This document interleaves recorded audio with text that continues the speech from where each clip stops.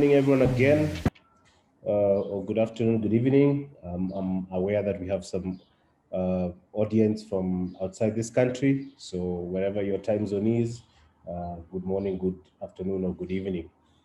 My name is Joel Karobio, the CEO of Kenik, and I'll be the one just starting off the webinar today and also doing the moderation for the event at the point where this is required.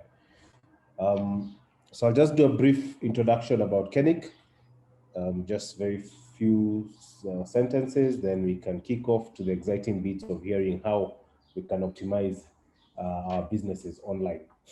So as I've said, I'm the CEO of Kenik. Kenik stands for Kenya Network Information Center, which was created as an entity to look after the country code, top level domain, which is .ke. .ke is the country code allocated to Kenya for all our online presence. And with that, then Kenik was created to manage and administer this country code. This was done in the year 2002. And since then, we've been in the business of selling domains and ensuring that people in this country get an online presence. What are our key objectives today in terms of Kenik? Is to ensure that we have a stable, a reliable, and a secure domain namespace, which gives you, the participants today, the ability to have a competitive advantage online, to ensure that you have that unique identifier and you're able to be known where your business or your name is from and which country it is from. Now, over a period of time, we've then created what would call them Kenik products, but I'd call them Kenik sub-extensions. And these are extensions that are purely created to ensure that you're now getting an even proper identifier. So what do I mean? So first, we have the second level domain, which is the .ke, and that is the country code that we handle. But after that, there are sub-extensions that you've been using to be able to register. So you have .co.ke, which is for companies. You have .or.ke, which is for non-profit organizations. You have .go.ke, which is specifically for government entities. You have .ac.ke, which is for higher learning institutions. .sc.ke, which is for lower learning institutions. Then you have .me.ke, so any of you who are bloggers or you have your own hustle which is personalized to you, we encourage you to use .me.ke, which now speaks to me. We have .mobi, and then we have .info.ke. So there are different extensions based on what your requirements are and what kind of business you're running, or if you're registering on behalf of someone, because I know we have some resellers in this meeting, then it's good to advise them which is the best identity for them when they are going online. Why do we advocate for .ke? And I think that's the bane of this conversation today, and the panelists will be able to unpack that better than I can, is we're able to give you accessibility. So when we talk about a .ke, we're talking about your unique identity. You're the one who's able to access your options locally. So we are looking at accessibility of a domain namespace. It's easy to acquire. So if you go to your cPanel systems today, you're able to choose a domain name, you're able to pay for it, and you're able to start using it within the course of this day. So it's something that we are happy to say that you can easily acquire a domain name as fast as you'd want. It's unique to Kenya. It's .ke. It is us. It is our pride. It is our nationality. It is what we speak to. So it's unique to us, and that's especially when you come to search engine optimization. That's one of the key areas that we'll be looking at today. Last but not least, we are proud that it's an entity that is local. It's somewhere that you're able to get fast services. You're able to get any resolutions that you may need. If there are any disputes, we are locally available to be able to support you in terms of anything you want to do. So just that's a brief introduction about Kenik. And again, I will come back later. And if there are any questions or clarifications you'd want, I'll be happy to address those. But first, I'd like us to hear as to why we're here today, which is about optimizing your business. And we have looked at what challenges people have been facing in terms of optimization of their business online. What are the things they would want to hear? What are the things they're looking at? Because we are aware that, especially with the pandemic as it's ravaging us now, a lot of people are online. So what is that can make you better? What is that what will make people come to your website? What is that that will make you have an engagement with your clients and you're able to sell or trade whatever you may be doing, that you're able to be found online and you're able to trade. So we'll have three panelists today, and each of them will address one specific area, and I'll be introducing them as we go along. But the first panelist for today is a very good friend of Kenik, Joan Kinyamasyo, who works at Sasa Host, an expert in web design, search engine optimization, and web development. She's someone who has done this for quite a while. And apart from that, she's someone who likes challenges, someone who likes meeting new people, working with new technologies, able to look at different products at different times and encouraging people on how they're able to do that. She's been able to develop a number of websites, a number of website designs, and with that, then we think should have some value to bring to us today in terms of how do you optimize your website? How do you optimize, once you get a website, how do you optimize so that you have more clients, more traffic as you're going along? So I'll invite Joan, and as Joan is sharing her screen, Joan, please. As Joan is sharing her screen, maybe if there's anyone on the attendees who would like to share their websites or their links, would like to see, and the panelists would also give feedback on some of those links. If you're willing for someone to just take a peek, as we go along, Sam will be able to look at some of these things and say, this is how your website looks today, and what can you do differently? So if there are one or two courageous attendees who would like to share with us the links, please do, and we shall give you feedback by the end of this session as to what we've seen. So Joan, karibu sana. Thank you for accepting to be with us today. And tell us, what is the impact of .ke when someone is looking at their search optimization? How does KE help them? So karibu sana, and over to you, Joan. Okay, thank you so much, Joel. I'm grateful and I appreciate this opportunity that Kenik has actually given to me and also to Sasa Host as a whole. So I'm grateful to everyone who is also on board, the panelists, the participants, the resellers, the domain registrars. Thank you so much for just being part of this webinar. And even as we expound more, um, briefly on our local domain and what SEO is all about, on the impact of .k domain names on them.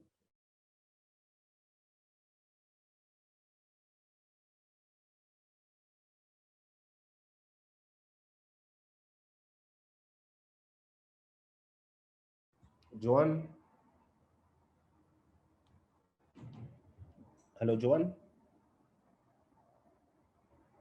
We've lost her. Joan, we've lost you.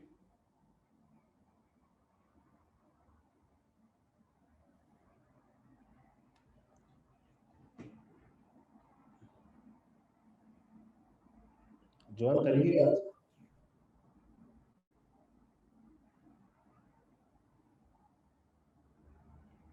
Sorry, maybe Joan is having some technical issues. Just let's give her a second.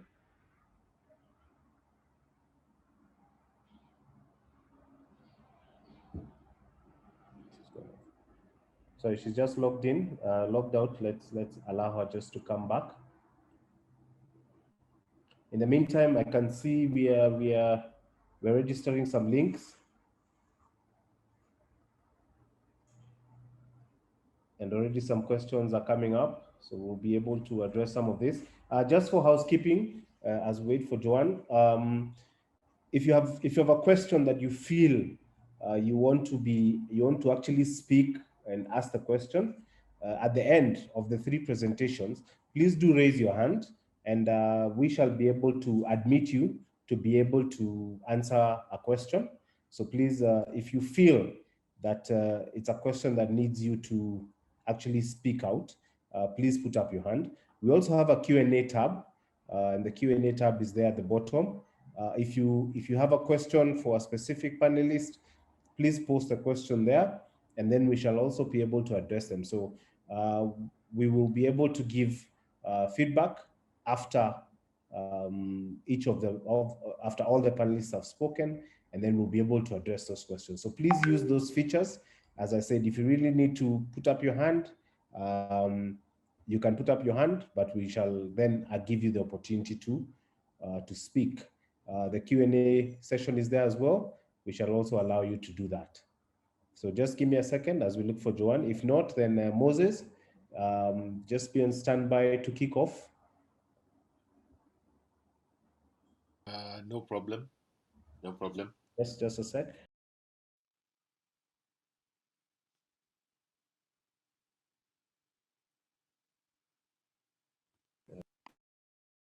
Moses? Yes. I hope you're able to step in as Joanne is just trying to sort herself out. Yes, absolutely. Okay, let me do the necessary introductions, please. Right, so as Joanne just sorts out her internet connection, this is something we're all used to, so it's nothing new. Our networks sometimes go down and people will come back. But in the meantime, I can invite Moses Kemibaro, who will then talk to us about optimizing your website. So this is a key thing that I know a lot of people are interested in terms of I've bought a domain, I have a website, what next? So this is a challenge we find a lot of our constituents talking about, and I think this is something opportune that we can have a discussion around. But let me introduce Moses. Moses has a long CV, which I will not go through, but just in brief, he's the founder and CEO of .survey, the first digital business agency in Kenya. So he holds that claim dear to him. A lot of people have come thereafter, but Moses was a pioneer about 20 years ago trying to do this, and still today pushing on that. He has a long history around the ICT space, working for most of you who remember OLX. OLX was, I think, the first e-commerce platform in this country. Is that correct, Moses? And Moses and team were the ones who brought us OLX. And from then on, we have seen all other platforms come along. So again, Moses is a pioneer in bringing e-commerce to this country and ensuring that people are trading online. Apart from that, from a .survey perspective, handling a big brand, handling an agency that gets people online, it does digital work. He's a blogger in his own right. For those of you who may not know Moses from a blogger perspective, I know Moses will put his blog post link at some point within the chat, and you can read some of those interesting conversations that Moses has with people out there in this country. So Moses, apart from you being an Arsenal supporter, which we feel your pain, would like to welcome you to tell us how we can optimize our website. So karibu sana Moses, and over to you. Thank you so much, Joel. It's such a pleasure. Thank you for Kenik hosting me and our company .survey for this session to talk about a topic that's dear and kind of familiar to our hearts because we've been building websites for almost 20 years. And, you know, having done this for so long, it's so interesting to share some of the insights that we see as part of our day job. So hopefully at the end of the 20 minutes allocated, you'll have some insights, you'll have some new perspectives, and hopefully some new practical things that you can take away from this particular presentation. As we move forward, this is just again my CV given in different contexts. I think Joel touched a bit on it. So we've been at .survey since 2002. I've also consulted with Opera Ads and Goal.com in Mobi, which is a major global ad network. Originally Dealfish, which became OLX and now known as Gigi. I was the founding regional manager there. I also blog at Moses Kemibaro. I've been training people on digital marketing since 2005. And yes, I'm an official and unashamedly an Arsenal supporter, the best football team in the world since 1997. So if there are any Man United people on this call or people from Tottenham and Liverpool, I suggest that you leave the call. You're not welcome anymore because we are Arsenal people. I joke. But anyway, I have a passion for my team and I say so with pride. So website optimization fundamentally is about really using the process of controlled experimentation to improve your website's ability to drive your business goals. And when it comes to business goals, what are those? You want more people consuming your content, you want more sales leads, you want more sales, more customer service engagements, more people signing up for a newsletter, but basically any number of things that you do to improve the overall performance of your website. And that of course includes aspects such as SEO. When we drill into this more specifically, The things we're looking at are, for instance, the technology audit, where you need to go in and understand how is your website working from the back end perspective. How have you built your website? Does it actually lend itself to a good website optimization? Things such as your search engine optimization, diagnosing how leads and search engine result pages are currently displaying and showing different aspects of your website, what we call on-page ranking factors, and also off-page activities such as backlinks and indexability. So thinking about how, again, your SEO is performing from that point of view. Looking at aspects such as your analytics, where you have tools such as Google Analytics installed into your website and giving you a sense of how people are coming in, leaving, what content they're consuming, and most importantly, how it's performing from their perspective. You then also want to look at aspects such as your user experience, which is how people navigate and use your website. Looking at things such as personas and scenarios, where you're trying to really understand how users are engaging with your current website and seeing how it might be underperforming. And lastly, actually auditing the content, the narratives, the visuals, the photography, the video, all that content and architecture that forms sort of the content that then underpins your website. So when it comes to building an effective website, from that point of view, you need to start thinking about, first of all, a good website should achieve several things. The first one today, which is most critical for optimization, is social integration. Again, social media, they say, is where we spend 70% of our time online. It should acquire customers. We want to make sure that our website actually generates business. The content should be of high quality, because again, only quality content will get people coming back time and again. And then given that our website is serving different types of people, we need to make sure that our content satisfies all their needs, even if they're distinct. So making sure that our content is also built around persona segmentation. If we think about what therefore makes a great website user experience, because again, this is part of optimization, today one of the key criteria is that you need to make sure that your website is responsive, meaning that it presents itself and adjusts itself according to the device being used, which is also again one of the key criteria for mobile users, but also making sure that at the same time that Google today has a mobile first index, meaning that it prioritizes mobile indexing over desktop indexing. So make sure again that it's responsive, because that's also a key factor for SEO. The content inherently is very important in terms of how it engages users and how it converts them, and making sure that it's designed for both content engagement and SEO. And then lastly, a visual design that is appealing, but also a very satisfying user experience, meaning that it doesn't just look good, but it also works well in terms of when a user is using it. So this is a classic scenario of how a website presents itself when it's responsive, meaning that irrespective of the screen size, it adjusts accordingly and presents itself well. We also want to bear in mind that in Kenya, we know for a fact that over 90% of our internet users come from mobile devices, predominantly on affordable mobile and broadband, as well as Wi-Fi. And when you look at the numbers from Communications Authority, what we can't deny is that we are undoubtedly a mobile-first market. So if you're going to have a website that performs well, it must present and must operate very, very well from a mobile perspective. If you want to test and determine if your website is mobile responsive according to Google, because that's the most important criteria, given that that's where we do most of our searching and content consumption, then do make sure that you test it using the mobile friendly test on Google, and it allows you to enter your website address, which then allows you to determine whether, according to Google's criteria, whether or not your website is considered to be mobile responsive. Another thing that's critical for creating a great website optimization is something called conversion rate optimization. And this is really the practice of increasing the percentage of users who perform a desired action on your website, also known as a conversion. And that could be anything from purchasing a product, clicking to add to cart, signing up for a service, filling out a form, pretty much any action that you desire for them to take on your website. So you need to identify where your website is leaking conversions and close those gaps. And this could be aspects such as the design, the content, the structure, and also things such as the backend improvements. And we use things like what we call A/B testing to figure out which optimizations would work best. We don't have enough time to get into the details of that, but I'll try and share with you what I could consider a good illustration of what that means. So here we have what we call a landing page for a campaign that we did some years ago for a client. And you can see here that there's a very clear path to a result where there's a clear value proposition at the top, go watch it live in Brazil. There's a call to action in terms of how do you get this particular benefit. and then you can see the lead capture form is the next step that takes you to the point of actually then contacting the bank to then participate in this particular promotion.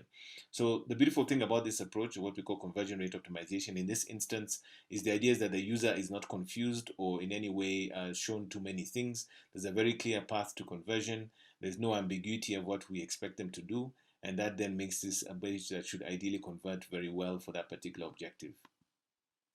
When you want to do the testing and also working on your conversion rate optimization, the tool of choice would be Google Optimize, which is part of the Google Analytics package. And the idea is that you just install this on top of that. And once you're up and running, you can then do various tests, what we call A/B testing, where you create variations of your website to see which one is actually converting better or performing better. Again, we don't have enough time to drill into this, but just know that it's something called Google Optimize. And for most people, you'll never need to use the paid version. So you can definitely use the free one that's available there. We also think that one of the critical pieces, of course, is search engine optimization, which is about really generating the right volume and quality of traffic to your website through organic search results where you don't have to buy ads in order to get people there. The most important criteria typically is the content that is actually sitting on your website, because that's what Google is looking at most critically. And you want to generate more visibility through free organic search results. So you want to optimize your rankings, increasing your visitor traffic, which ultimately can generate more business and more engagement for your website. We often talk about the different sources of traffic that you can generate through SEO, but the organic is the one that we're targeting, where people are coming in through platforms like Google and Bing. We have referral links coming from other websites that have created what we call a backlink. You have social media, or what we call social media signals. We also have paid ads, where you pay for the privilege to be seen at the top of results pages. And then lastly, direct, where people don't even go to a search engine, but know what your brand name is, and then they key it in directly and they find your website. So when it comes to the key drivers, we want to look at things such as our content strategy, making sure that we are updating our content regularly, which helps us establish authority on various digital platforms. We want to leverage social media through what we call social signals, because the more and more our content is shared and engaged with on social platforms, the more and more Google sees that as a signal for our ranking. And also inbound links, or what many people call backlinks, websites that have created a link back to our website, which in turn improves our search engine optimization, because Google identifies any website that has a lot of links coming from other websites as a meaningful website, and then gives you a significantly higher ranking. When it comes to SEO, we also often talk about what we call on-page SEO and off-page SEO. And there's a whole bunch of things that go into this, but basically there are things that you do on your website, which is the on-page SEO, and the off-page activities are the things you do outside your website that are going to impact your search engine optimization. There's a lot of stuff in here. It is a bit of rocket science, but the principal point here is that you just need to know that there are things you do on your website and there are things that you do off your website in order to improve the overall SEO. We also will talk about some of the methodology behind that. So you have to have an analysis and strategy, making sure that you're able to audit your current website and figure out what's working and what's not working. You need to look at your analytics and keywords. Again, very important to have things like Google Analytics installed. There's something in there called the Google Search Console, and it gives you key insights on how you're performing from an SEO perspective. You'd also look at accessibility and indexing, making it very easy for your site to actually be indexed, or what we call crawled by a search engine. And then also look at other ranking factors, which can be things such as how fast your page actually loads. Because again, Google determines that if your website is slow, then they would then penalize you in terms of your ranking. So look at other ranking factors that would perform or impact your ranking. And indeed, even registering a .ke domain name is one of the ways you can improve ranking factors around your website.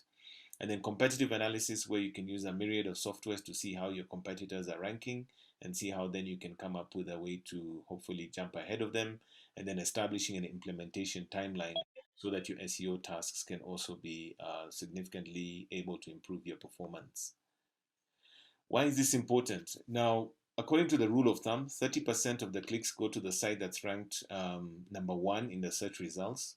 70% of clicks go to the first 5 positions in search engine result pages, and over 90% of clicks go to the first 10 positions in your search engine result pages. So what this means is that usually Google will show you up to 10 results on organic search when you do a search within the search engine. So if you're not on page 1, then you're effectively fighting for the remaining 10% of all the traffic that was generated for those keywords and those key phrases. Meaning that at the very least, you want to make sure you're within page 1. But obviously, if you're not on page 1, then you're missing out on 90% of the traffic. So that is the significance of SEO, that you need to be on page one at the very least, preferably within the top 5, because that's where 70% of the traffic goes. So getting this right is incredibly important for how your website will perform. There's also a technology called Accelerated Mobile Pages, or AMP. And AMP basically is a mobile optimized or mobile targeted technology that makes website pages load in less than 1 second on mobile devices. This is a tool or a software or an approach that Google has supported for the last few years. And we strongly recommend that you also do this as part of your website optimization, so that when your website is served to mobile users, then they get the benefit of being able to see you very quickly.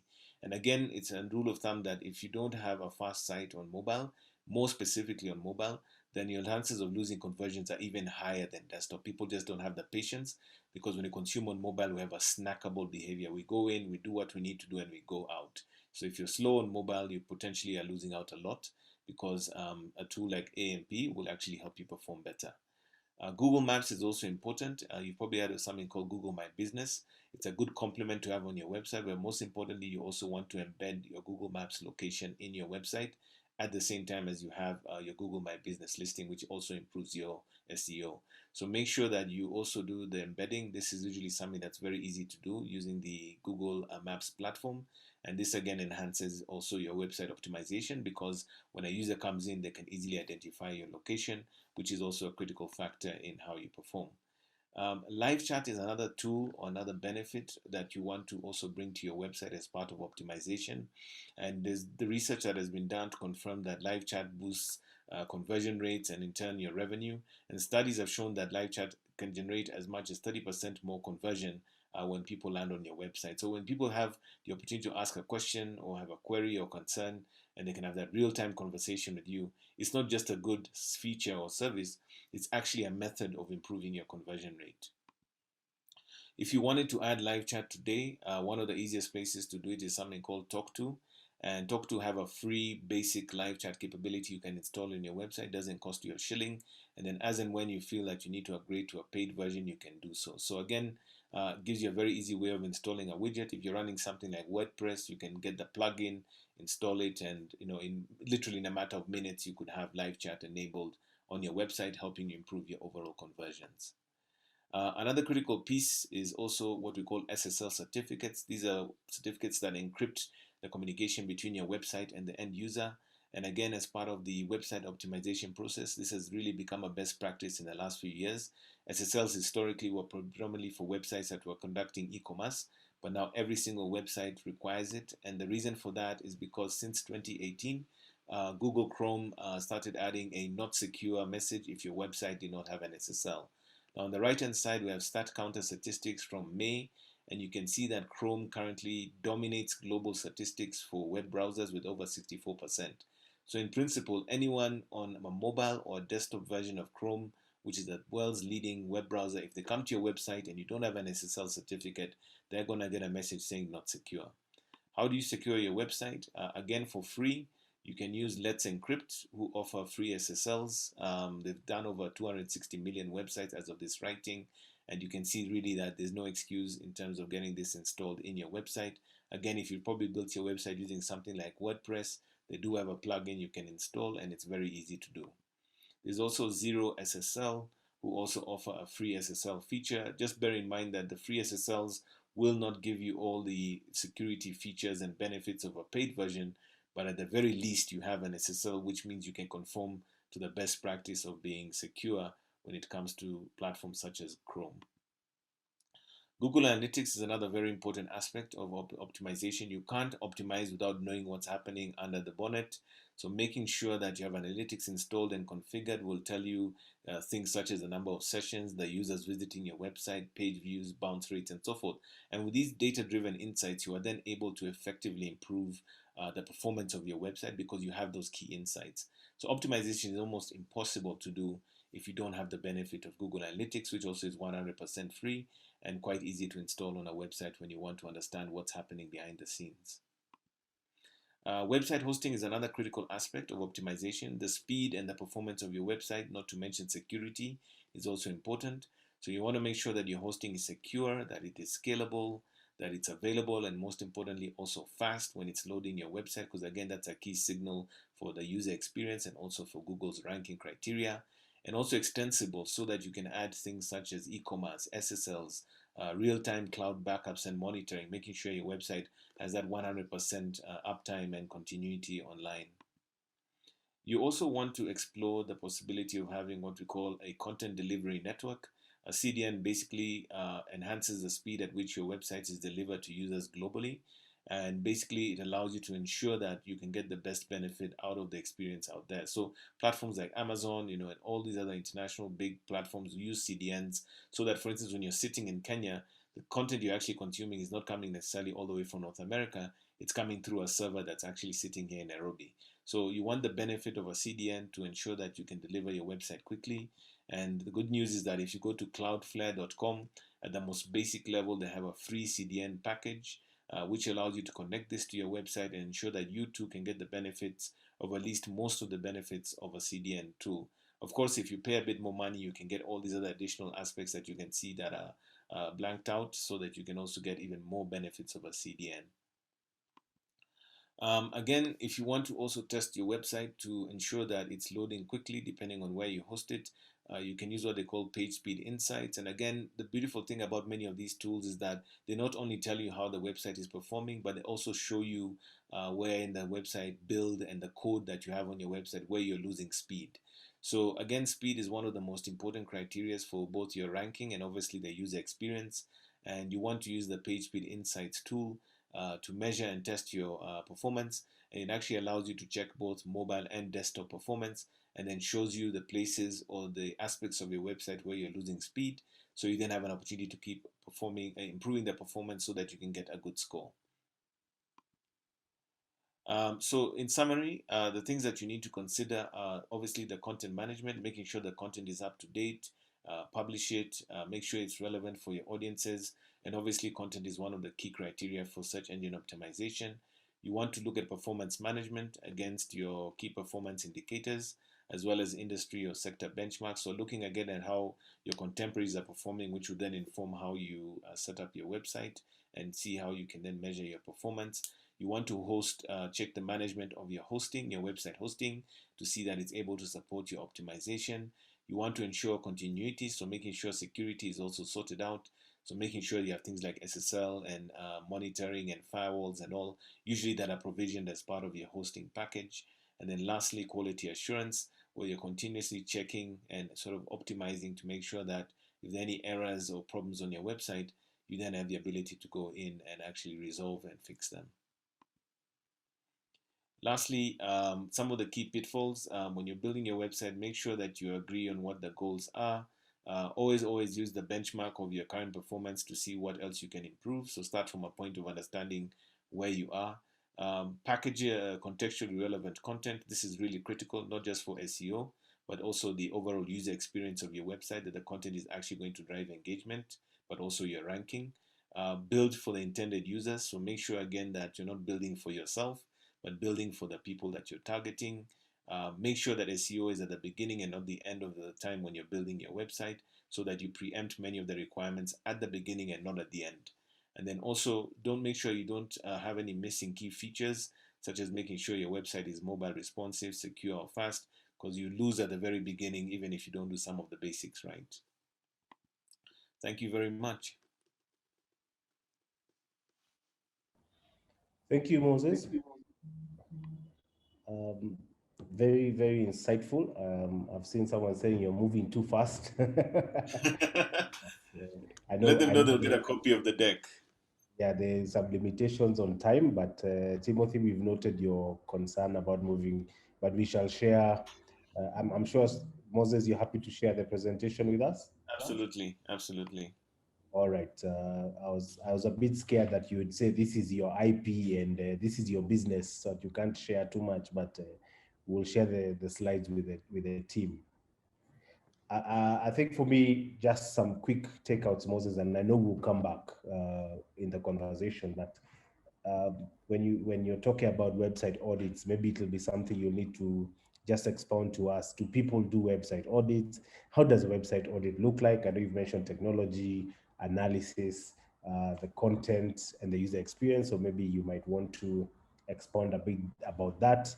when we come back. But very interesting for me is also just your last takeouts around content management, the performance management, hosting management, security management, and quality assurance. I think those are key aspects that every person who has a website should, those are non-negotiable in terms of how do you always look at those on a day-to-day basis. And I guess it's something you must look at every single point, whether it's subcontracted to your partners or yourself internally. How do you do that? So Moses, thank you so much. I've already seen some questions coming in, and maybe if you go into the Q&A, you may be able to address one or two, or if you want them to be addressed live, we'll give you an opportunity at that time. So Moses, thank you so much. Please hang around for, I know more questions will come around. Thank you. All right, thank you. Joan, are you with us now? Yes, I'm actually here. Sorry for what happened initially. No worries. Are you able to share your screen? Sure. Participants, continue to put the questions on the Q&A. We shall respond to them either on the Q&A or answer them live. We will be able to give you responses to all your questions. And I also see some within the chat room. So we shall be able to give you responses as we go along. Right. Patrick, I can see you asking about the live chat free plugin. I think when we share the presentation, there are some links in there that you can also just go and use as you go along. So Joanne, over to you. Maybe if you want to put it as a slideshow. Sure. All right, we can go ahead. Karibu. Good morning once again. And right now, without any further ado, we move to impact of a .ke domain name on SEO. And the first question probably I'd ask all of us is, how often do you interact with a .ke domain? And do you even have access to a .ke domain, whether it's maybe francis.ke or francis.co.ke? And as we look into the impact of the .ke domain on SEO, a few things that we will just briefly discuss are, do domain names affect SEO? And how do you choose your .ke domain for SEO? And why is SEO for a .ke domain important?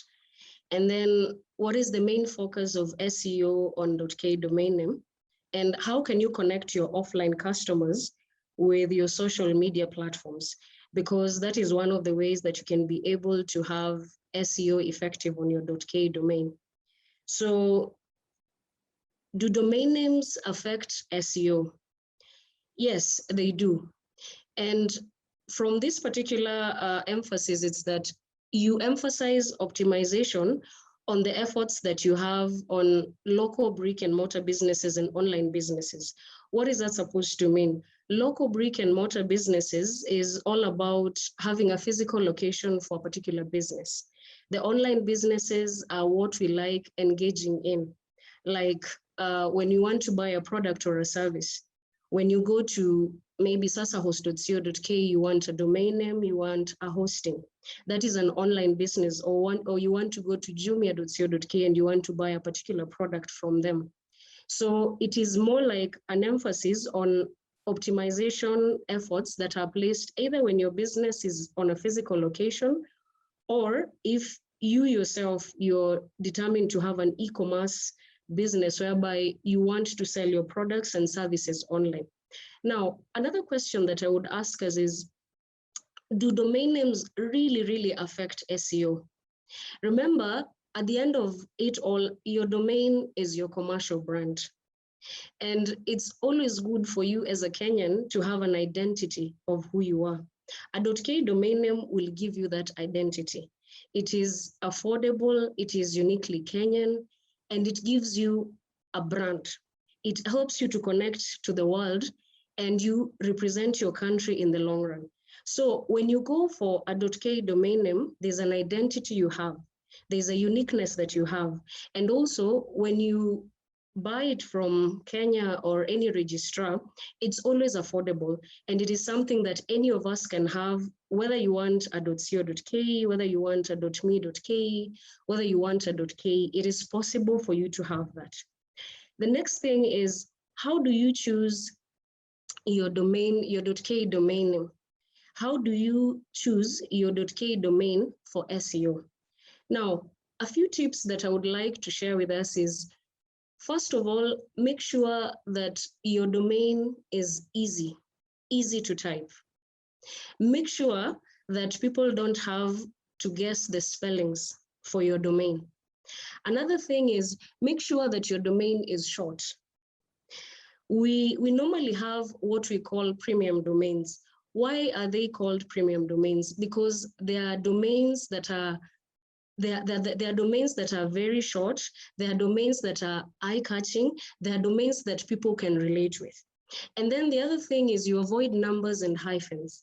Now, numbers and hyphens have an issue of being related to spam.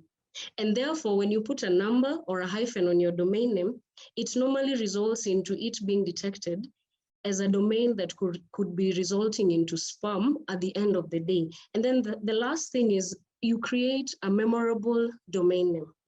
For example, if you want to engage into domain and hosting, like for example, Kenik is the registry. It is so easy for you to not forget kenik.or.ke. It is a memorable domain name that you're able to understand, you're able to relate with. And even if someone would ask you, who is the registry of .ke in Kenya? You're able to tell them, this is the registry. If you want to get involved in maybe a holiday, you want to get involved in maybe selling of fruits, create a memorable domain name that people can relate with, and people won't have to struggle to be able to understand that this particular domain name is actually what people are going to guess and be able to understand and be able maybe to have a look at and say that maybe we can look for something that is a bit different. Now, remember, at the end of the day, whether you're a client or whether you're a person who is offering products and services, most customers, when they search for any product or service, they want answers. At the end of the day, they just don't want answers. They want answers that come fast. So the question that I would ask us is this: will your business show up at the exact time that customers are looking? And if people want a particular product and service that they can relate with for a local business, can they be able to find you? Remember, at the end of the day, we have competitors. And if you want to win against your competitors, make sure that the local search landscape is consistent and correct, that you're not a person who people will have to guess that this is your business. If people want to get a particular item, are they able to come to a particular way of search and be able to find you using your .ke brand?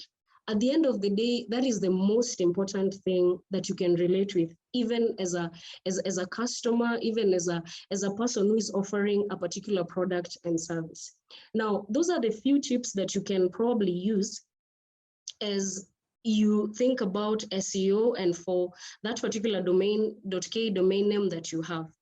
Now, the other thing is, why is SEO for a .ke domain important? And I wanted to share a few statistics that actually were very intriguing. And from what you can see from your end, there are various percentages of people that were able to prove that a .ke domain name is important when you do SEO to it. 50% actually did a local search on their phone before actually going to a physical store. 34% did a search on the computer and a tablet. 18% normally will actually buy something from a particular vendor or from a particular business because they've done a mobile search using their mobile phones just within a particular day.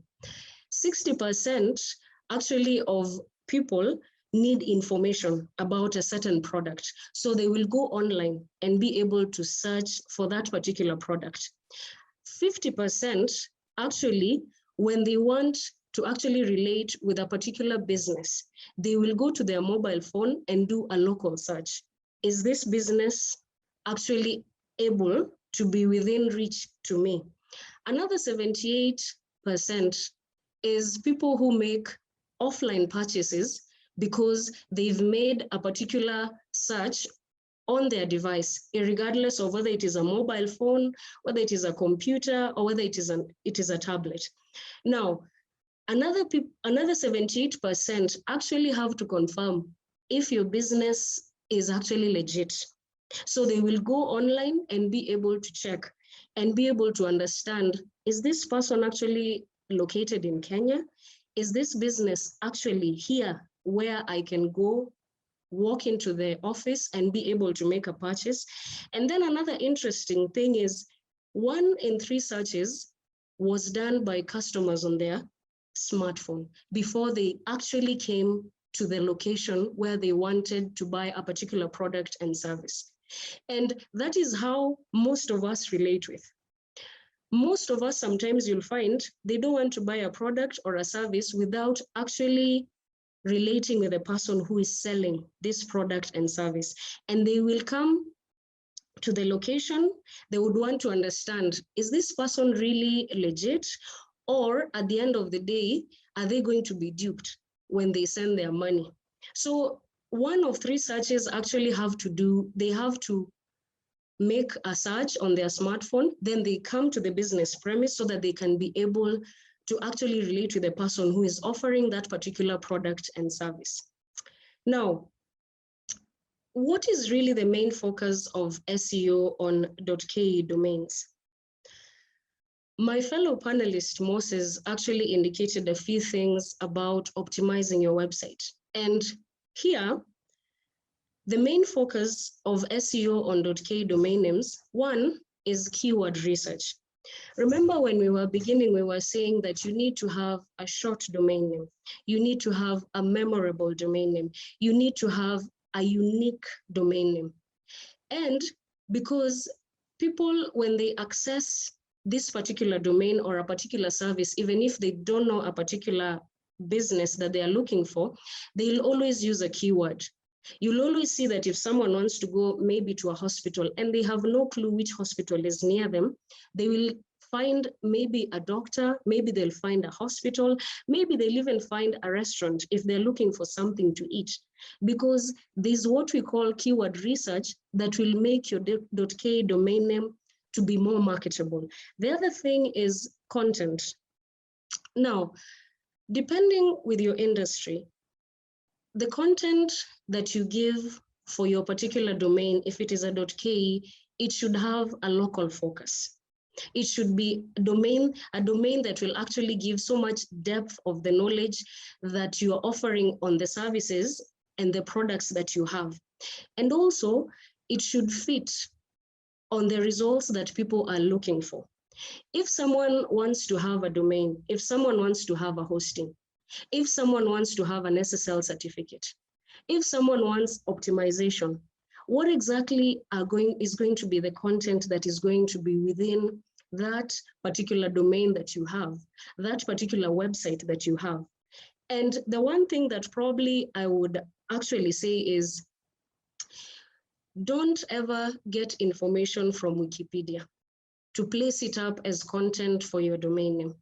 Why? Because Wikipedia will not give you a marketable strategy, and Wikipedia will not be in a position to even give you a way that Google will offer you in-depth results, even as people are looking forward to it. It is very thin. And sometimes you find if someone gets content from Wikipedia to use for their particular domain, even for their website, most of the time optimization does not actually happen. So at the end of the day, one thing we need to understand, our content should be having a local focus. Our content should be in-depth. Our content should have what we offer, even as customers look around for the services that you have as a local business. The other thing is local SEO links. Now, there's something that we call Google's Webmaster Guidelines. Now, if you have links that violate any of these guidelines, Google actually will detect them. And at the end of the day, what normally happens is that your search results will be affected at the end of the day. Now, one thing I want us to understand is for the local businesses, it is not as easy for it to appear when someone is doing a search result online. One is because that people actually have a massive increase in the number of mobile searches that they are doing. So most of the time, when you have your mobile phone and you're looking for a certain product, you will be able to understand if SasaHost is offering this, if Kenik is offering this, if Jumia is offering this. So at the end of the day, all these businesses have to do optimization. And therefore, you find that competition, which is the other thing, is what comes in play, because everyone wants a recognition of their business. And at the end of the day, if any of the links that you're using for SEO on your domain or even your website actually violate any of those guidelines, you find that Google will just pull down your website and your entire website will disappear online. So people will not be able to locate you when they're doing a search on Google. Now, another thing that I would also want to share with us is something that is called Google's local pack. Now, Google's local pack is something that works in a way whereby you find if optimization is done correctly and it is done in the right way, your business and even your domain will appear to be among the first three when people are actually looking for any product or service that they'd like to have from your company. So you find that if SEO is extensive, it becomes a marketing strategy at the end of the day for your local business. And the Google's local pack will offer such an opportunity for you so that if people are looking for maybe domains, your business appears to be the first. Your business actually shows to be the first on the search results, and people don't have to look further because actually the first three results will be able to give you what you need for what you're looking for. The other thing is, most of us as Kenyans, we have offline customers. And most of us, because we love walking into an office, we have people who actually are not connected to even anything that is online. They come to the company, they come to the physical location, and at the end of the day, they want a service and a product. So you find you have offline customers that you may want to connect to your social media platforms.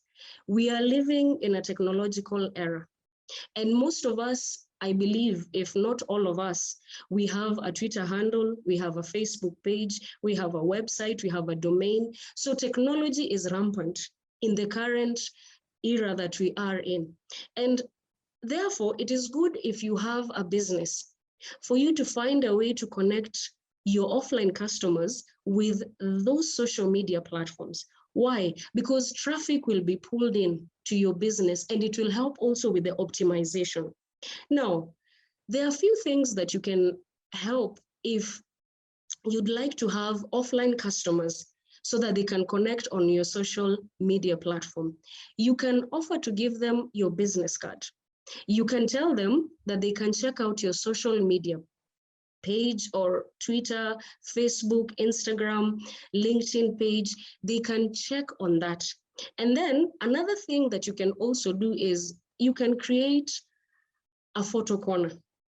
You have so many clients, so you can showcase them within that particular social media platform that you have. And even people now who are offline would want to be curious and they'd want to get a grip of what is this business all about? Why are people talking so much about it? Then you can also create a giveaway.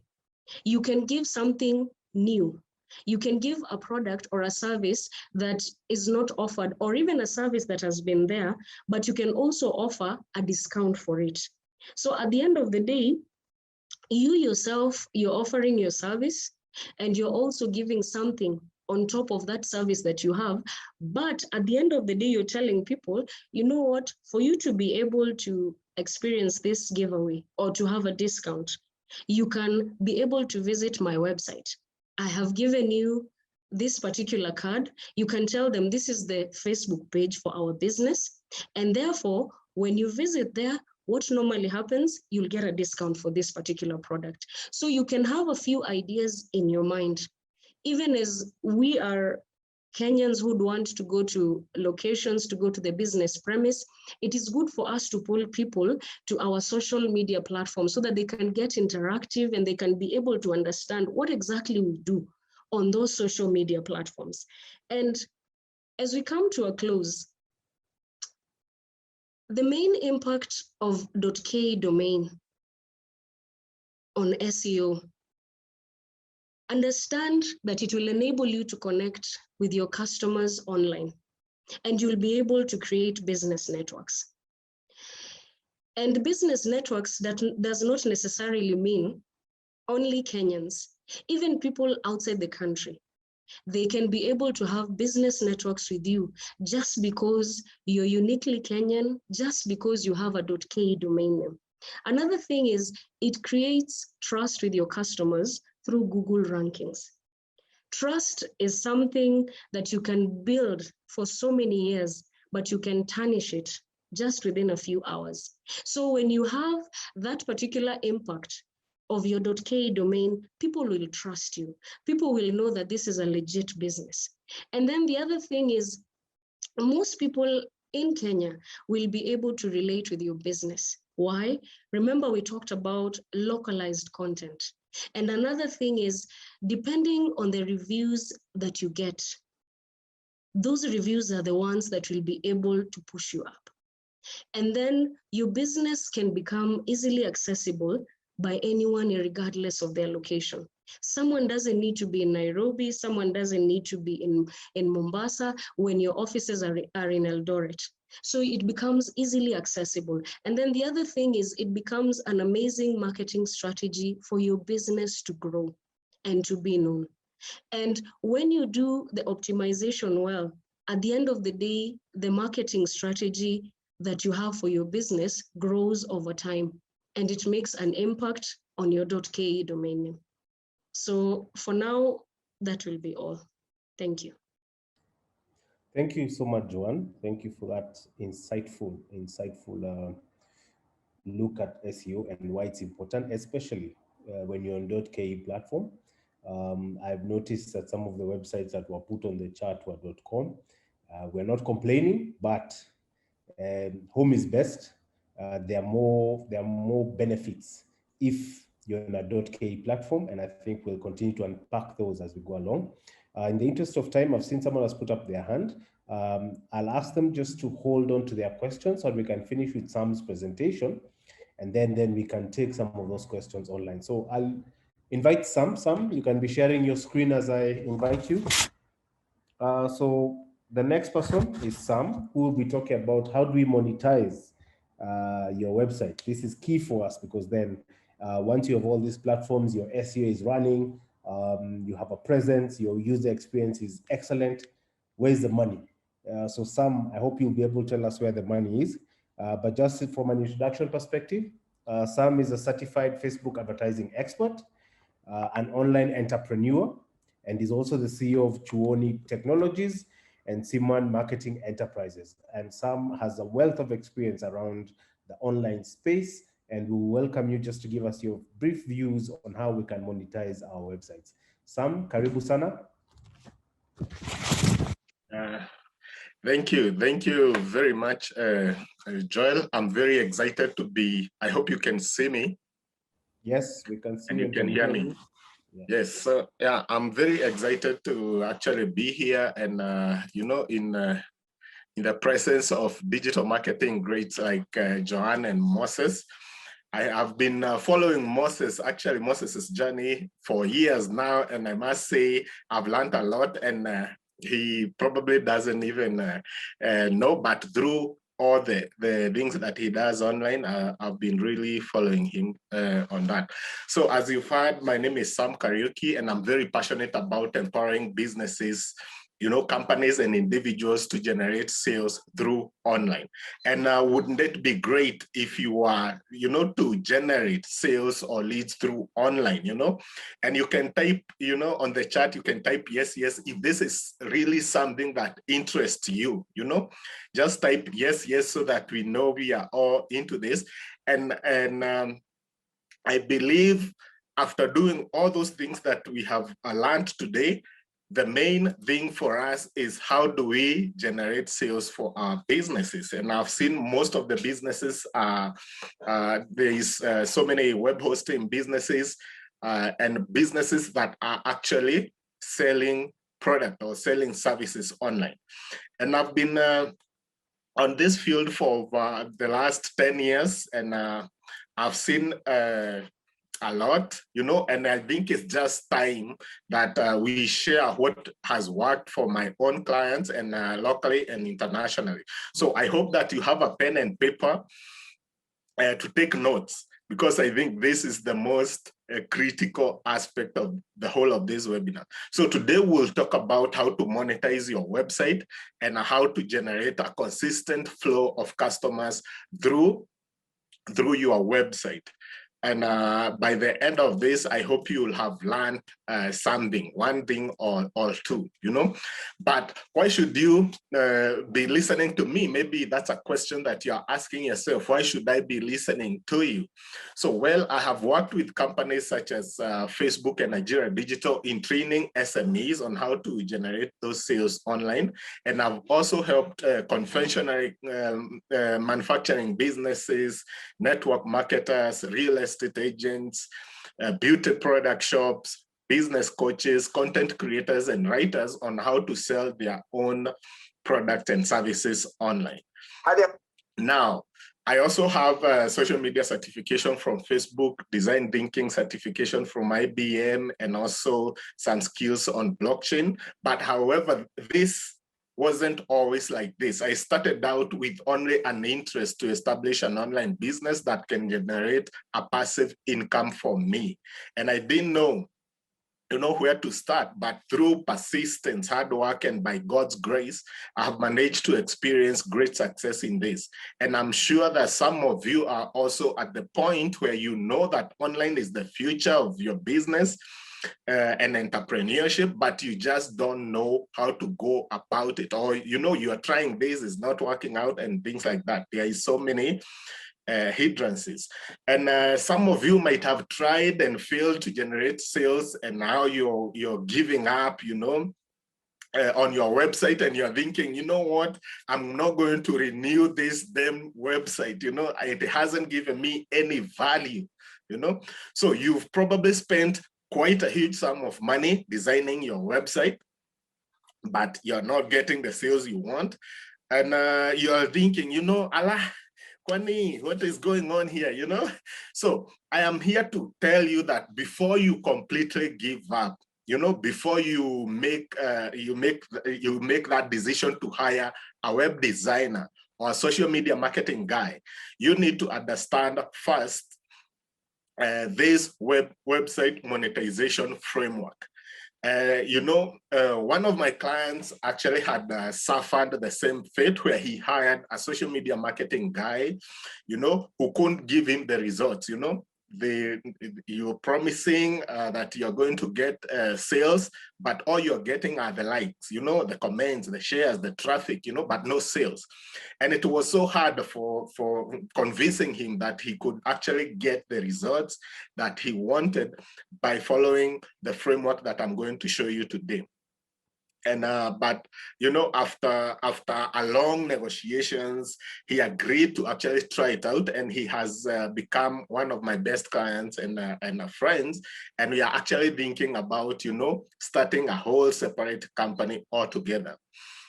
Now, so if you feel like this online thing is too difficult or not working for you, this is not because of any fault of your own. In most cases, the digital marketers, the web designers, the people that you have hired, and I'm one of the digital marketers and web designers, So I'm putting all of us together in that, most people don't have a clue on what it is that they need to do to actually generate sales. So these, everybody here is all out to make their money. You know, the influencers, the digital marketers, the web designers, they are all interested in making money for themselves. So they will tell you about the things you want to hear, the traffic, the likes, the comments, the shares that you're getting on social media, how they can drive a lot of traffic to your website. But if it's not optimized for conversions, if it's not optimized for sales, then it's not going to generate those sales. So now the difference with what I'm going to show you today is that you will actually start making sales from your website if you implement it correctly. Now, that is what I'm here for. I know you have dreams to build this huge online empire that you can drive sales and do all those things. So let those past experiences that you have had be your lessons, and don't be a victim of your experiences, but rather be the student of them. Now, so I want you to actually drop all those preconceived notions and allow your mind to be teachable. Let's build a new mindset together, and we will get to new results. Let me hold your hand, you know, and show you how you can actually create a system for your business that will generate a consistent flow of customers into your business. However, I stand here just as a sower. You know, you remember that parable of the sower in the Bible?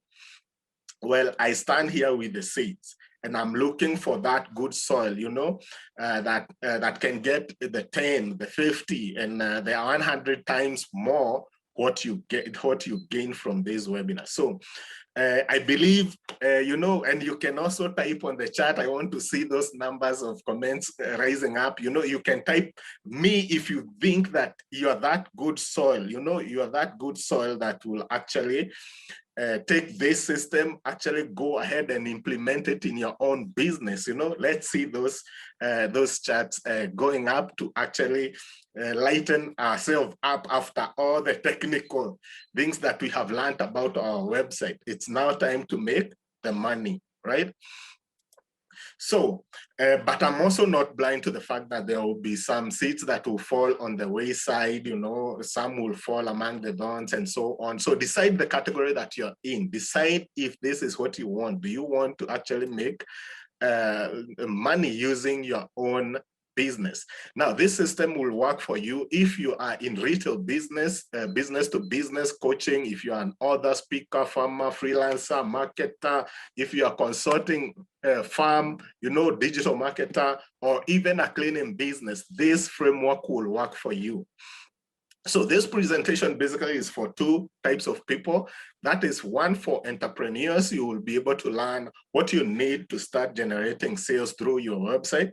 And you can either implement it yourself, or you can at least know what to demand from your web designer. Because I've seen, you know, web designers, they come to you, they ask you, what is your favorite color? What is your brand colors? What is all that, you know, and those are the things they incorporate. They are good, but they don't generate you sales.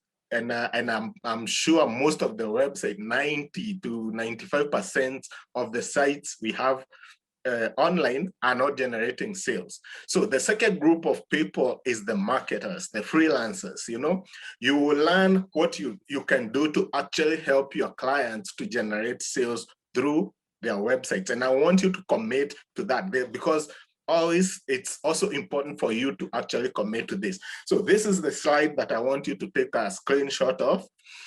And because this is the only structure and the marketing strategy you'll ever need to actually generate a consistent flow of customers through online. At the foundation there, you need to have a great product or service that actually resolves a problem, you know?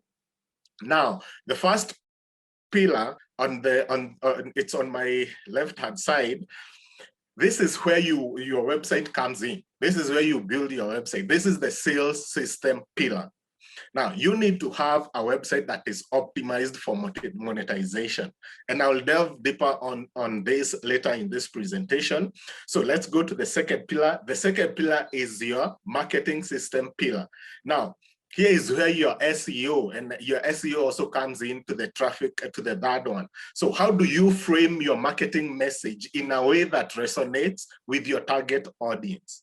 This is where you package your unique selling proposition in a way that customers are able to decipher value, for themselves. You communicate value. They can see value, not your product, but you communicate what does your product offer them, So here you think of the creatives that you're going to use, whether you're going to use them on your social media or on your website, on that sales landing page. And I think Moses touched about the CRO. That page is very important. The conversion rate optimized page. That is what I'm calling, that is just the landing page for a sales system.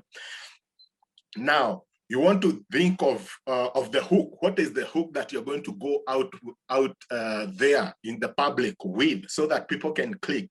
People click on images, click on titles, all those are the things that people click on. So what will be your hook that will hook your ideal customers? Because you don't want everybody to come to your website. You want specific people, unless you're a tabloid or you're a news site, right?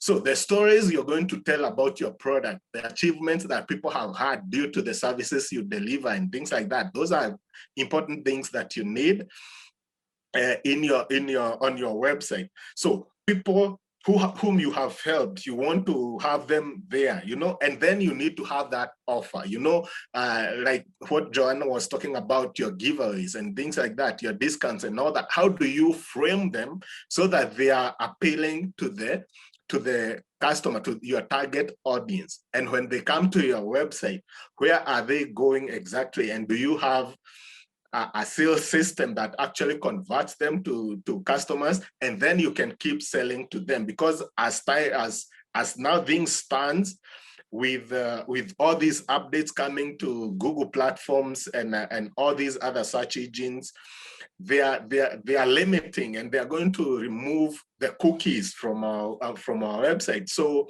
people will not be able to track people as effectively as we've been doing. So it's your chance. When a person lands on your website, you want them to actually go straight to what it is that you want, right?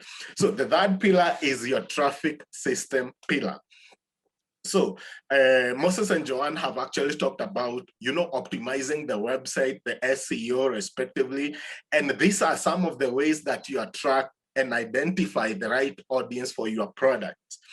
The traffic system pillar simply tries to answer the question on who are your target audience and where are they congregating online, what searches are they making on Google? What videos are they watching on YouTube?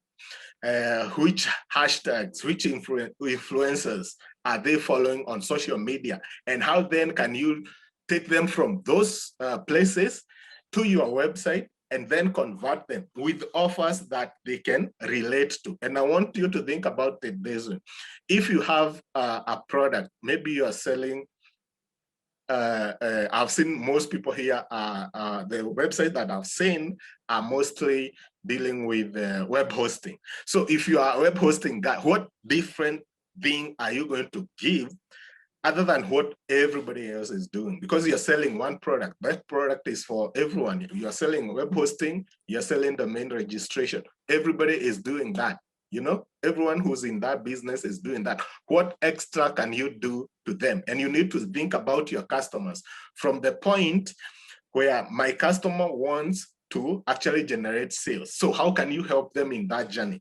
So now, no one single pillar will actually work. And this is where most entrepreneurs are getting it wrong. You go out there, you look for the best website designers, and they come create a very beautiful website, but you never get sale from it, And after a year or two, you stop renewing your .ke domain since you can't find value for it, And I've seen people, saying, I'm just paying this thing and it's not giving me any money. So they stop renewing. Others look for influencers, social media marketers and bloggers to try and drive traction online, but they eventually find no value since they can't get results they want profitably, you know? So what you want to do is to understand, where are my customers? So where is your traffic source? And I want you to think about it this way. Think of a place like Gikomba for those people who are in Kenya, right? You know that market, a marketplace. If you are somewhere else, think of a marketplace where people go to buy probably groceries and stuff, you know? People go there and people know that market for a specific thing. If it's secondhand clothes, they know. If it's groceries, they know. And when people go there, they know that that's what they are going to do. So that is your traffic. People who come to that market is your traffic. So people who are following a certain hashtag, that's your market, you know? People who are following a certain influencer, people who are watching maybe a certain type of content on YouTube, those are your traffic sources. How do you get them from there? And now you get them from there using your marketing system, the crafting a message that is really resonating with them. And one of the examples that I give is of a person. Let's say you are in, let's say something like weight loss. Yeah, you are in weight loss, and then you know that people who are overweight or something like that, they are suffering. Maybe they have their pants at the middle there, you know, they tend to wear out very quickly, you know, because of their size. So you take a photo of a trouser, a pair of trouser, and you take that picture of that area where it's wearing out, and that is what you're going with it out there with, you know, and you're telling them you can actually avoid this, or something that is juicy, something that they can click on, you know, and then that is your hook. When they click on it, so when you go to maybe you're targeting people who are following a certain influencer online, because you can do that now. Or you're targeting, you have your ads or you have your content on a certain website, you know, people will click on it and they will come to your site. Now on your site, what you want to communicate on that page, on that CRO page, on that sales landing page, and I'm going to show you more about it later. On that sales page, you want to have content on specific information on that page that communicates your solution, the problem you're resolving, your solution, and why they should actually trust you, you know? So they say that if you want a simple answer to a simple question, then you just ask Google, right? But if you want directions and guidance on results that you want, then you need a professional human being who can actually take you through the proven process of getting the results that you need. Now, I did a quick search on Google about how to monetize your website, and I got articles talking about, you know, affiliate marketing, sponsored posts, display ads, which are some of the most common answers that you get, you know, when you search. But as an entrepreneur, as a person maybe who's running a web hosting company, a person, an architect, a lawyer, you know, let's say you're an engineer, you have a website, you have a manufacturing company, you're a business coach, you know, you can't really do that because you will not be able to generate or even spend time to create the amount of content that will actually make meaningful monetization of that website, you know, using affiliate marketing and sponsored posts, right? So what you want is to actually sell the product that you have or the service that you have, right?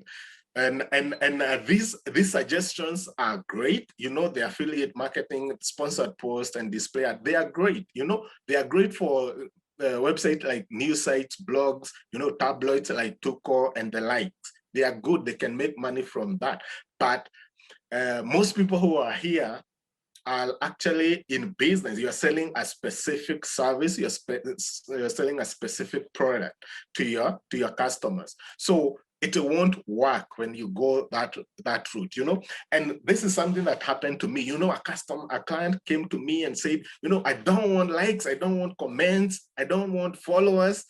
I don't want traffic. I want sales. Can I make sales using my website? You know, imagine a client shouting at you like that, you know, after you've brought in a lot of traffic, a lot of comments, you know, you are bringing in, but they are not translating to sales in relation to the amount of effort and work, you know. Is this something that you can relate to? You know, I'm talking fast, I know, and let's see. If you can relate to this type of frustration, that just type I do on the chat so that I know we are still on the same page. Let me see.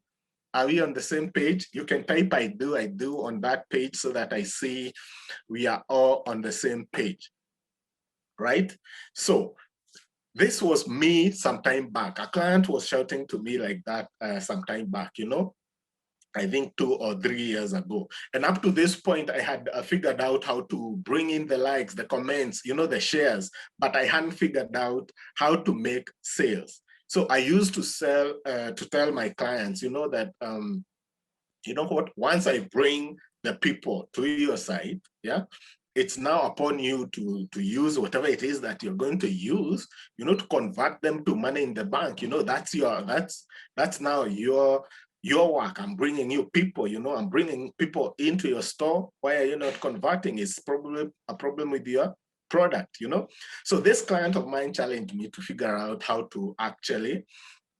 he can actually start generating sales from his website. And I thought, you know, let me take up the challenge. And after tweaking the website and doing some few tweaks on the website, and I realized that he started making money. He started making money from this. And so I quickly retreated to see exactly what is it that we have done, what is it that is working, comparing, researching, reading, you know, reading a lot about that specific aspect of actually creating something that on your website that actually drives sales. And you know, I figured out that you actually don't even need a huge following. You with the development that has come so far, you don't actually need a huge following online. Imagine that. You don't need a huge following. You actually just need an effective sales system that you can know 10% of people who will land on my site will actually convert to customers. I will either get a lead or I'll get a sale. You know, that's what you want. And then you can bring in 100 people, convert 15. You can bring in 1,000 people, convert 150 or something like that. You know, knowing those maths is important. So now this leads me back to the same slide, you know, and which is the answer to the question, yeah, how do I monetize my website? So as I said earlier, if you want a simple answer to a simple question, you just ask Google. But if you want an elaborate process of how to accomplish something, then asking an expert to guide you is the way to go. And now I want to talk more about your sales system, you know, which could be your website, it could be your app, or any other platform where customers are completing the actions that really matter to your business. And that is sales, basically. Is sales or leads, right? That's what matters to your business.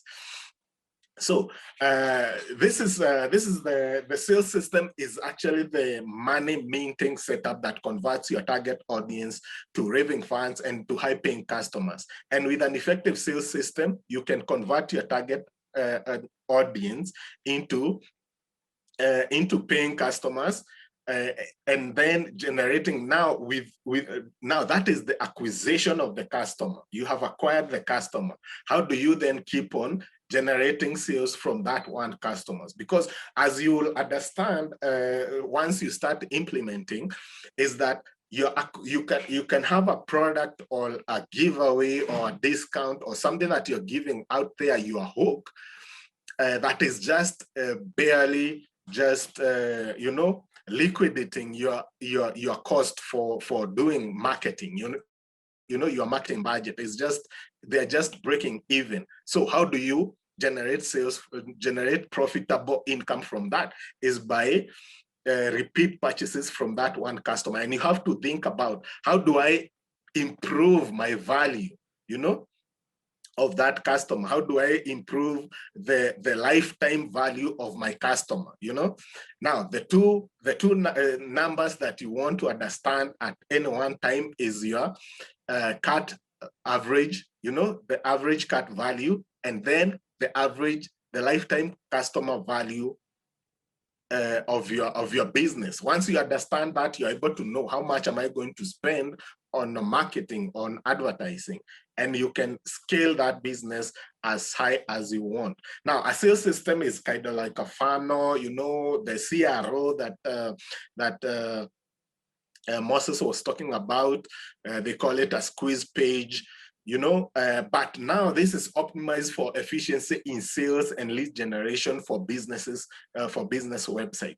It's a complete page with, you know, a system with payment integration and other necessary features that I won't go into on this website, basically because of time. Where I'm really overspent it. So simply, just because of that, because of time. So we started out by being told that all we needed was presence online. You know, in the 2000s, as Moses, you are getting into this, you remember that, you know, all what we could sell or we were selling to companies was you need presence online, you know. That was in early 2000s. All you needed was a website, you know. Later we were told, you know, open social media pages to ensure that you have presence. Then came the branding craze where everybody was creating website and social media pages for branding and for awareness purposes, you know. But we have seen also e-commerce now coming up, you know, the Jumia and all that. But, you know, everybody cannot be doing, cannot do that, cannot make it work like for the way Jumia is doing it. And I don't know, up to last year, they were not still profitable, you know. So as a small business owner, as a solopreneur, it's hard for you to commit to such an enterprise without generating income for that long, you know? So you want something that actually works. So all we needed was actually a way that we can achieve our revenue goals online. And we have now evolved to the sales system. This is how entrepreneurs and marketers are achieving their revenue goals, is by understanding what are my traffic system? What is my marketing system? And what is my sales system? With those three pillars, and the foundation being your product or service. Because if you have a bad product or a bad service, it is not adding value to your customers, it's definitely not going to work online. So here is a list of 4 most important features that of your sales system, a landing page. So on that landing page, what is it that you need? You must have an attention-grabbing header at the top there. You know, that will be the hook. That will be what keeps people on your page. That's what will help people to wait for a little while for your page to load. You know, because as you are told, the attention is really going low. You know, it started with 10 seconds. Now it's at 3 seconds, you know, for your website to load. And if it's not loading that fast, people are leaving. So this is your attention grabbing header. This involves even the above fold content on your website. And it may comprise a heading, you know, and a banner. And always make sure that you have your call to action strategically placed on that header. And remember, the way people view website is either in a zigzag format or an F format. So people will see the logo, they will see the other end, then they will go down. So as that path is where you want your call to action to be, the path of their eyes, right? So that is where you want your call to action to be, and it should be very specific. Do you want them to register? Do you want them to buy? Do you want them to take that offer? You know, why should they listen to you? That is the second section on that website that you must have. You know, here is where you explain the problem you are resolving for your customers. They should be clear. What is the problem? So if you are in weight loss, you know, you're telling them, are you struggling with weight loss? Are you having these challenges? You know, you explicitly, you call them out, you call those issues out for them to see, because people want to see themselves in your communication. So when you communicate clearly the problem they are having, then you invite them to read further, because it seems like you have a solution. Then you want to show them what is in it for them. You know, this is where you show the value proposition. You know, make it clear how is your product resolving their challenge. You know, how many customers have you helped? You know, this is where you say who you are. You know, who are you? What is the product all about? How many other people have you helped? You know, you introduce the product or the brand, your brand, as the guide to a solution that can actually resolve their problems. So show them the testimonials on that page.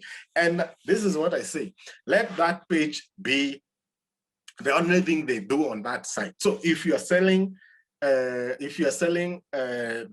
weight loss product, you know, be specific that is what you're doing. I know most people want to be, you know, clever, they want to be friendly, they want to be all that, but as a customer, they want to be, they understand that the relationship is transactional. So no matter how you want to go around it, they eventually know what are you selling. You know, what is it that you want to sell. You know, they know that. So it's important that you just go straight. You know, be straight. Let that relationship be that way. You know, let them know that is how you are relating with them. You know, so. Now, this is not the order. Apart from the heading, you know, it's not the order that those things go with. You know, the way we ran or we learned about, you know, the do, re, mi, fa, so, la, ti, do, you know.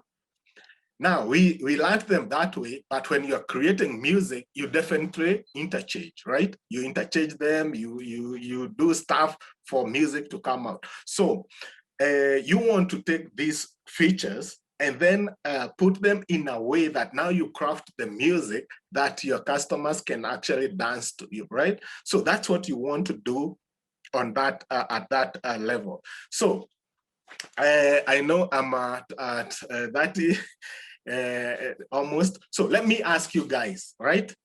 Do you believe if you were to set up an effective sales system that is able to convert your target audience into paying customers, do you believe that if you were to set up an effective traffic system that is able to identify where your target audience is and then drive them to become your own customers, and if you're able to create an effective marketing system that would actually help, you know, you to communicate effectively with your target audience, do you think that this is something that can actually help you monetize your website and drive sales, you know? And you can type yes on the chat to see whether actually this is actually making sense. Are these aspects, the way I've explained them, do you think that they can actually help you generate sales? You know, that is the most important thing, right? So remember that those are the things that you actually need to do. Those are the three things that you need to do. And I want to leave you with this, you know, if all we needed was information to succeed, you know, how comes then so many people are not succeeding? You know, this is because information alone does not cut it. You know, 75 to 95% of those who are on this webinar will actually walk away knowing what they need to do to monetize their website, but only a few, you know, only a few will go ahead and implement it. They will go ahead and look at their website and see, how can what is my customer journey and where can I actually create a sales system from? Because your website, your sales system has to pick your customer journey and know the specific step that your website is actually dealing with. Is it sales? Is it lead generation, right? So now, I think that is what I'm going to leave you with. You know, are you able to actually go ahead and implement, you know? And you can definitely, if I can be allowed, or if I can ask, you know, is it okay? Is it okay if I can spend the next maybe 2 minutes with you and to show you the offer that I created just for those on this webinar on how we can actually work together to monetize the website? Is that okay? You know, and don't worry, if you have a great product or service and you do not have a website, actually, one of the things that of that offer is actually that I'm going to help you create a free website. I will create a free website for you because I want to give you as much value as possible. So now, is it okay? Is it okay? I haven't seen. Is it okay with you guys? Sam? Yeah. We are running out of time. If you could please summarize in a minute, please. We have participants 11:45 and we're already on 11:45. Yeah. So yeah. Thank you very much. Thank you very much. I really appreciate that. So I created a very good offer for you guys for only those people who are on this webinar. And this is how I see it. You know, you have two choices. You have a sad choice and you have a very a happy choice. You know, first you can take the things that we have talked about and you can go ahead and actually do it on your own. You know, if these are things that you can go ahead and implement, you know, or you can take the second choice where you can actually join me and let me be your guide. I am having a 6-week training program called the Soft Marketing Program, where I will design a website for you for free. And this is the sales system for you for free. This offer is available for the first 10 people who will actually join. So this is a 6-week program that will help you to set up your sales system, your marketing system, and your traffic system to help you start selling your product online. We are going to identify all those. And instead of spending your time, you know, groping in the dark, we are going to do that in the next six weeks. I will act as your guide. And when I was preparing for this webinar, I thought to myself, what can I give these participants that will actually help them get started in the most painless way possible? And I came up with this program offer. It's usually 38,000, but if you join by 25th of this month, it's 28,000, and this is for those people who are on this webinar. 28,000, you will be saving about 10K there. And not only that, on joining, I'll give you access to eight hours of Facebook marketing course. That is usually worth 12,000, but I'm going to give you access to 8 for free. And then I'll help you actually to create the website. I'll create it for you for free. That sales system that I'm talking about, I'll help you create it for free. I think that one gives you a lot of value. If you don't get started, then you're among those people who are actually taking the information and not going beyond the information, because we have to take people beyond information. We have to take people beyond knowing. There is information avalanche. Let's go ahead and implement and actually drive those sales. So thank you very much. I'm very grateful, and back to you, Joel. Thank you, Sam. Thank you for that very interesting presentation. I think the people on the call appreciate the fact that it's not just having a website, but there's a process thereafter. And the process, as you've said, is to get us to creating traffic that we can monetize. So we are very appreciative of your comments. And if you post your contacts on the link, then the attendees can reach out to you in terms of the product that you want to share. In the interest of time, because we had promised the participants that would finish by about 11:45, we've had quite a number of questions within the Q&A. I'm not sure if participants can see the Q&A. If they can, there are questions there that have been answered by the panelists, and if there are any additional questions, then we can ask. Moses, I see your hand is still up. Is that still a question you wanted to field? Sorry, that is an oversight. My apologies. Okay, I pulled it down. Problem. The attendees, I see one hand up. I'll take, I don't know if the team can give Douglas some, Douglas?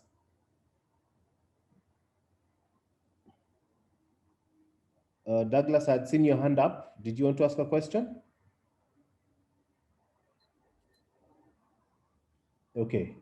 If not, then I'll just ask one question to each of the panelists because of the interest of time. And I'll start with you, Joan. Joan, are you still with us? Yes, I'm still here.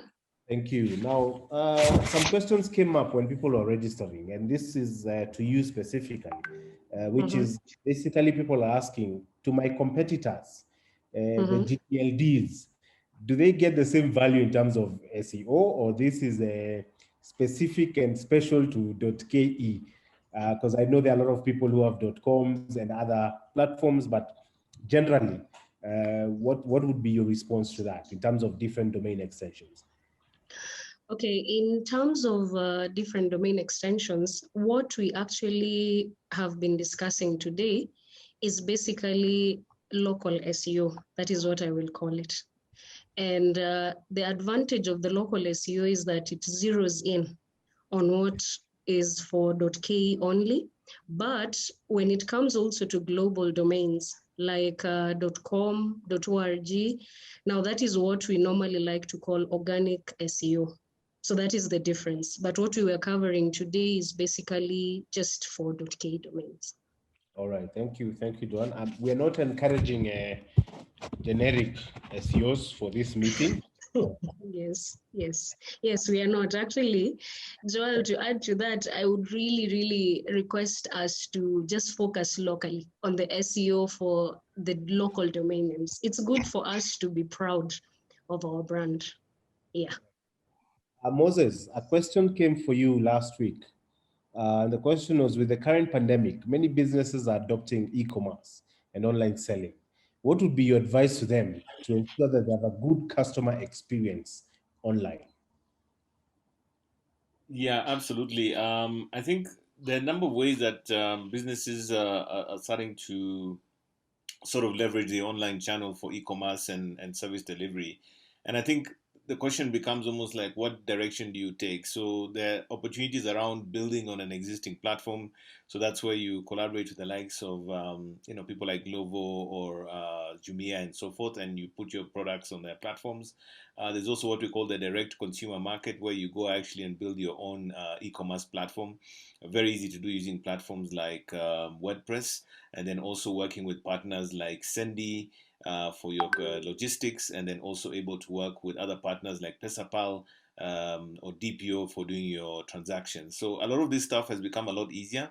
Many of these platforms, if you're using a platform like WordPress, allow you to very easily integrate and have a simple plugin to actually enable that. So it's not very technical that way it used to be. But most importantly, at the end of the day, I think it boils down to kind of making sure the logistics, the payments, and the overall service delivery is actually done very well.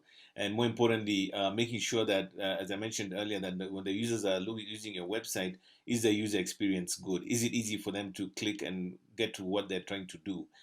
So making sure, again, that it's a satisfying and user-friendly experience is critical, because that can ultimately impact or potentially compromise your conversions from that particular experience. Okay. So customer experience is key. I've seen some words being bandied around like on demand. So if someone orders something, does it get on time? Does the person receive what they ask for in the condition that they ask for? So those are key things also as an entrepreneur you need to look at as you're looking at your online presence. Sam, I know you've covered a lot of these questions, but in one sentence, how can an entrepreneur ensure their website is attracting the right target audience? So it's not just audience, as you said, not just shares and likes. What does the right audience look like? What should I do if I had my side hustle today? How do I ensure that I'm achieving the right target? So if you can just summarize that for us. Yes, so the first thing you want to do is to understand what is in your customer's mind when they are searching for your or when they are looking for your service or for your product. Yeah, as I said, if a person is struggling with weight, there are things that they are looking for online. They are probably looking for, and then you have to understand there is a customer who's product aware. There is a customer who's problem aware, and there's a customer who doesn't even know they have a problem. A person is overweight, they are comfortable. That is, the messaging at that level is different from a person who knows that I have an issue and I actually need a problem. So there will be something that they are searching. There will be videos that they will be probably viewing on social media and things like that. So with platforms such as on Facebook, basically the Facebook ads manager gives you the ability to target people who are interested in specific thing. I can go there and look for people who are interested in weight loss, you know, and I'll be able to target them specifically. I can target people by the influencers they are following. So those are the places where you can do that, and you can also use the Google tools to look for what are people searching. So those are the main ways that you can do it, and then be very clear in your communication. So with your hook, what is the hook that you're going out with? And something that I say, if you're not making somebody angry, you're not selling. So be sure that you are very direct in your communication, so that a person who doesn't have the issue you're talking about, they will actually ignore it and say, what are you talking about? You know, and a person who has an issue, they will come to you straight because you understand that issue specifically. So one, understanding the mindset, what they are thinking when they are looking for your solution is key. Thank you, Sam. I've seen Joseph Munene has put a question on the chat. Maybe Moses, would you like to address that? How do you create a customer persona for a general store where you deal with a lot of products? That's something you want to? Okay, Joseph, I gather you're somebody who maybe is familiar with this space, but basically a customer persona is a representation of one of our target audiences or expected users of our website. So if I was with a website like Jumia, then there's several ways you can kind of try and hypothesize or come up with a persona. It could be anything from looking at things like your Google Analytics to see the demographics of the interest segments that you have. It could also be a question of actually reaching out to people who are your customers and finding out a little bit more about them by asking them to complete a survey. And in that survey, you'll be able to get a sense of who they are, where they live, what their interests are, and so forth. But ultimately, what you're trying to do is create enough hypothetical personas of people who are either your existing or prospective customers. And then you build the customer journey through your website around what you perceive to be their needs or requirements. And in certain instances, depending on the product or service you're selling, you might end up with as few as 1 or 2 or 3 personas. If you're a large organization like a bank serving a very diverse range of customers, then you might even end up with something like 24 different personas. So figuring out who your core or your target audiences are, always try and prioritize the ones that you think are going to be the most ideal or the most valuable in terms of using your website, and then customize the user experience on your website so that the customer journey they have coming to it and using it is going to be a satisfying one that leads to conversions. Thank you, Moses. I think that's key for someone also to understand their own business, and then how do they create that persona that actually speaks to the business that they want to have. In the interest of time, I will close the questions there. I see a hand. Patrick Were. Let's see if we can allow you to talk. This will be the last question. Patrick? Patrick, are you with us? Not a question. Right. Yeah, I want just to find Moses' contact, maybe something I may consult him about after this. All right. Okay. That's noted, Patrick. Okay, thank you. All right. So as my panelists, just I will ask you to give your final remark in terms of today and what your parting shot would be to the participants today. As you prepare that final remark, I hope the attendees have been able to see the Q&A page. There are quite a number of questions that have been asked there and have been addressed on that Q&A page. We shall also share these same questions with a recording of the link. and the slides so that you also see what were the questions asked and how they were responded to. I see Joyce asking something about a company that does apps. Joyce, if it's possible, you can give us your contacts and we can reach out to you outside this conversation, and then we can also guide you in terms of how you want to scale your food business. So Joyce, please reach out to us and we shall be able to guide you on the same. The questions are there, they've been answered on the chat. We've also tried to answer a lot of the questions, but a lot of the questions were also answered by the presentations that we had. So with that, I'll ask parting shot, and I'll ask ladies first. So Joan, we'll ask you just to give us your parting shot. Okay, just to end, what I would like to say is all that we have been able to learn today, let us put it into practice, and let us be in a position to promote what we richly believe is ours. We are Kenyans, and it's good for us to just be proud of who we are.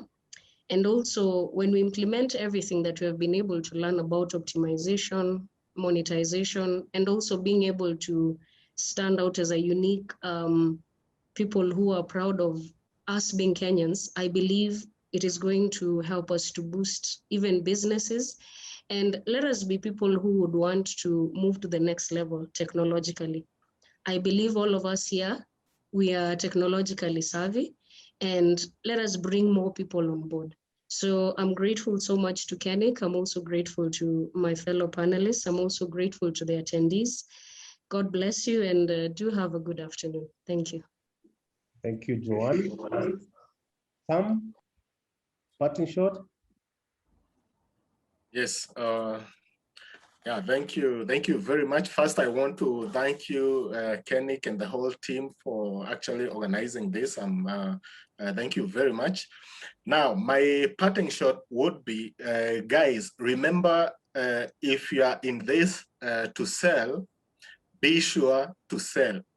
Allow yourself to sell, because this is the biggest challenge that that people are having. When you are on social media, you're writing your content, you know, you're giving information that is not geared towards selling or monetizing your website. So understand what it is that, the way Moses was saying, your customer persona, and go for that one persona that is really profitable for you. Then create a sales system, a CRO, a funnel, a landing page for that one person, such that when they go there, that is what you resolve their issues. And that way you're going to create a brand. We call it the performance-based, you know, marketing, you know, the performance branding type of strategy, where you are concerned with performance, the sales, the direct response. That is what you want to be concerned by, and you're going to build a brand around that. When you now you're completing your sales, such that when people pay, you actually deliver your product. So you'll be creating a brand that is geared towards sales. But when you show people that you're a content creator, they will be coming to you for content. And when you start selling, they start now even being angry, and you'll be able to see the comments and the emails, you know, saying, what happened? I thought this was this way, and now it's this. It's like cutting a girl. If you never say what it is you want, you will never get a wife. And that is from the man perspective. You have to be very clear. You know, when you go for the first date, you know, you need to tell, you just don't keep saying, oh, you're looking good, you're looking, no, they will put you in the friend zone. Be clear. You know, I would want a second date, a third date, know where it is going, and your customers will actually respect you for that. So thank you very much. And I hope that that is a message that will hit home. Thank you, Sam. Moses? So maybe as I'm often called by my younger peers, as one of the OGs of this .com, and more recently, I think they're calling it Web 3.0. The parting shot I'd like to give you guys is, as much as this has really been happening for the better part of 20 years, I feel that we're still just getting started. There's so much opportunity that's still untapped.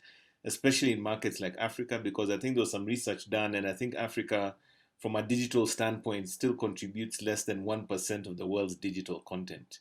Now, when you look at it from that perspective, it means that essentially we're still the dark continent. And what that means is that if you are able to generate content, build an effective website, use all that you've learned here today, then you will be one of the few of the many who's actually going to get a disproportionate return on your effort. All right, because the majority of people are still not digital, and as much as the pandemic has accelerated the transformation of our digital adoption and utilization, we are still really much in the early days. So as long as I've been doing this almost 20 years, we're still just getting started. So take the opportunities, use the insights that have been shared, put them to practice, and I can almost guarantee you that you'll be successful in terms of your websites and all types of digital initiatives that you're undertaking, right? So content is everything. Make sure that you do that. Thank you, Moses. And I agree with you. 20 plus years down the line, we are still scratching the surface, and there's more that can happen within this space. I think it's great that people are thinking about this space a bit more, as even Joan mentioned, moving away from brick and mortar to the online space, and how does that look like? So the tips we are sharing today, hopefully, will guide our attendees in terms of being able to develop more, and we shall be able to track some of this and see later on what are the success stories. I cannot close without just saying thank you to, I think Barak is on the call, AFTLD, who are our Africa top level domains organization, who guide Kenik in terms of where we are going as a business and where we are today. Obviously, ICANN, the registering body for domain names around the world, who are always checking on us and making sure we're okay. .survey, for again, driving the digital space for us. So for those of you who have listened today to Moses, go to the Kenik website and see live some of those things that are happening within the Kenik website and how we are trying to optimize our user experience. And then look at our digital and social media pages and see how Kenik is also driving this conversation. And some of those things then feed back to what Ham has actually mentioned in terms of getting leads. Obviously, Sasa host, Joanne and team, thank you again for accepting to be with us today. Chuoni, Sam, thank you so much for your insights and getting even people and actually even offering some of your services for the team. I saw you put a deadline of the 25th of June. Members, if you can register, do that, get your business moving and monetize your business. But last but not least, obviously to the team at Kenik for putting this together. But the key thank you is to you, the attendees, the 100+ attendees who've been attentive until this point. We thank you for logging in. We thank you for listening to us. We thank you to the presenters for giving us these insights. And we hope that some of these insights will actually take your business to the next level and you'll be able to have an impact. And make sure that impact is on your .ke platform and ensuring that you're actually showing that unique identifier within our business. So my parting shot is buy.ke and build Kenya. Thank you, everyone, and have a lovely afternoon. Keep safe.